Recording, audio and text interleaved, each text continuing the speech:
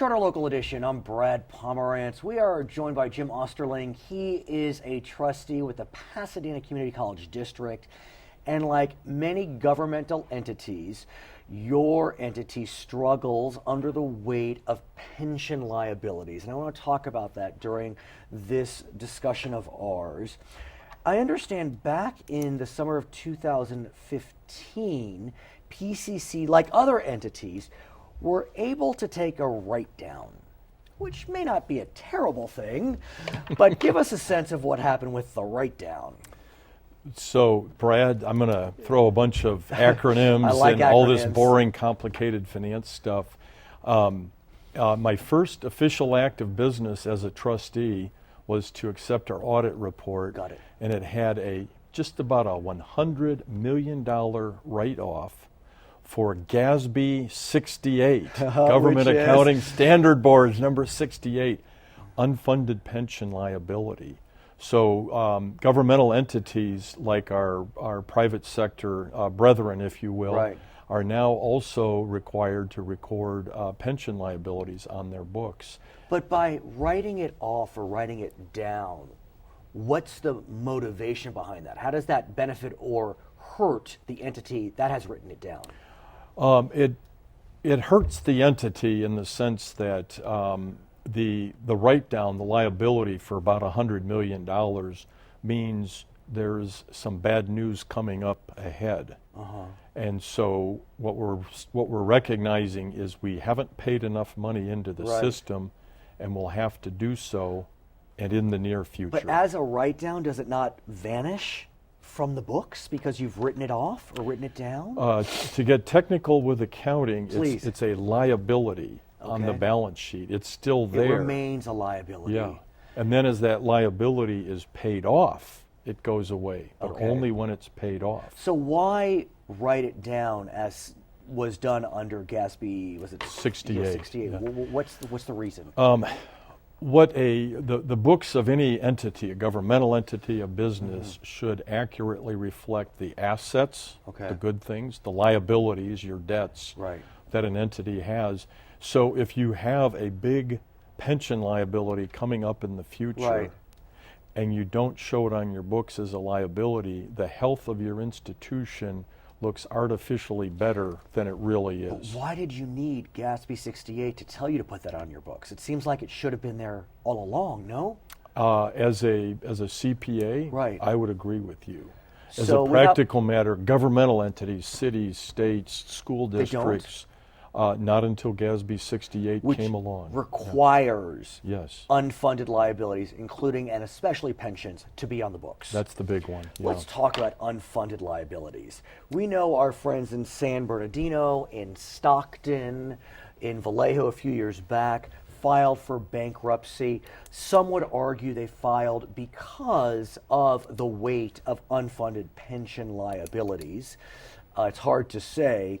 But what we do know is that we have been underfunding pensions for a variety of reasons. What are some of the reasons why our public pensions have been underfunded?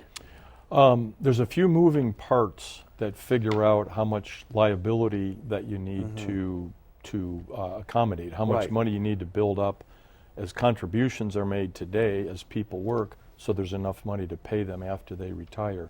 So in the case of CalPERS, Public Employees Retirement System, and CalSTRS, California State Teachers Retirement System, those are the two systems that we, PCC, pay into. They were doing some dishonest projections, if you will. And what I mean by that is were they dishonest or overly optimistic? Overly optimistic. That's a better way to put it. Thank you. Be clear. Yeah, overly optimistic is a better way to put it. What happened was the contributions going in were too low relative to the future payouts that were going to have to be made. Because I understand people have been living longer. Yep. And also I understand because this really talks to overly optimistic estimates. CalPERS, CalSTRS was expecting returns much higher than were actually made. Yeah, their return assumptions, which are a key assumption in figuring out these pension liabilities and how much money to build up, were wildly overly optimistic. Right. And just to give you some numbers, currently CalPERS and CalSTRS assume that money that is deposited with them to be invested for future retirement benefits will earn 7.6%. Really, really hard to do in the long haul. I'd like to earn 7.6% on my money. Consistently over 20, 30 years, which is the investment horizon we're talking about. And their actual results have been far below that. Well, what's interesting is I understand their actual results, or at least the governor is looking at returns of 6.6%, which, by the way, is not a terrible return. So the governor is saying, you guys are way too optimistic. Right. 7.6% is off the charts too high. I'm going to make you lower those return assumptions to 6.6, which is still too high. You don't think they're even making 6.6? No. Factually, they're not making 6.6. They haven't in the past. We're guessing about the future, but a better guess about the future is somewhere around 4%. So what this does for entities like PCC, a public issue, a public entity, is you then need to figure out a way to increase the amount of money you're putting into CalPERS and CalSTRS, because you have collective bargaining agreements which say we need to pay this amount.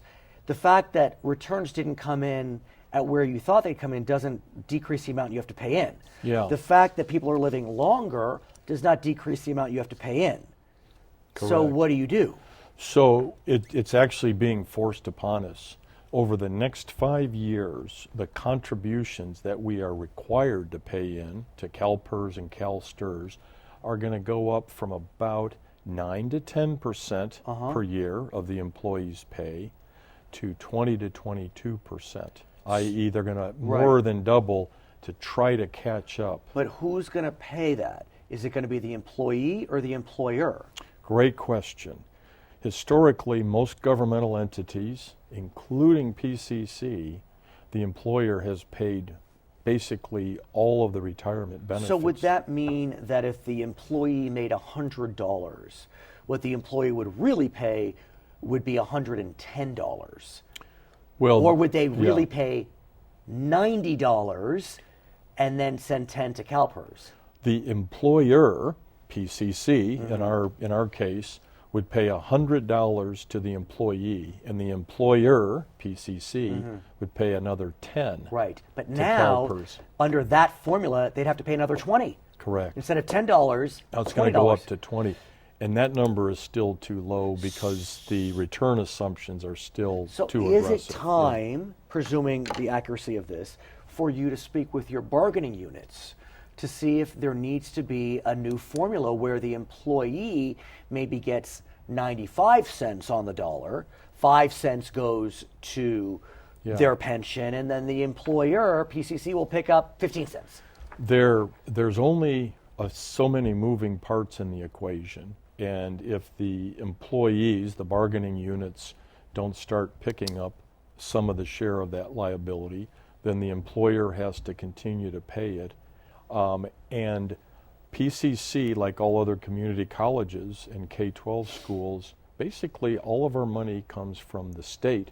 So you end up with this interesting irony where we would have to get more money from the state to come down to us so we can turn around and give it right back to or get more money from the payers of tuition. Yes. So that's or tuition would have to go up. Which you don't control. The state sets community college tuition. And the state sets the Thanks tuition. for bringing us this information, important stuff. His name is Jim Osterling. He is a trustee with Pasadena CCD. I'm Brad Pomerance, Charter Local Edition.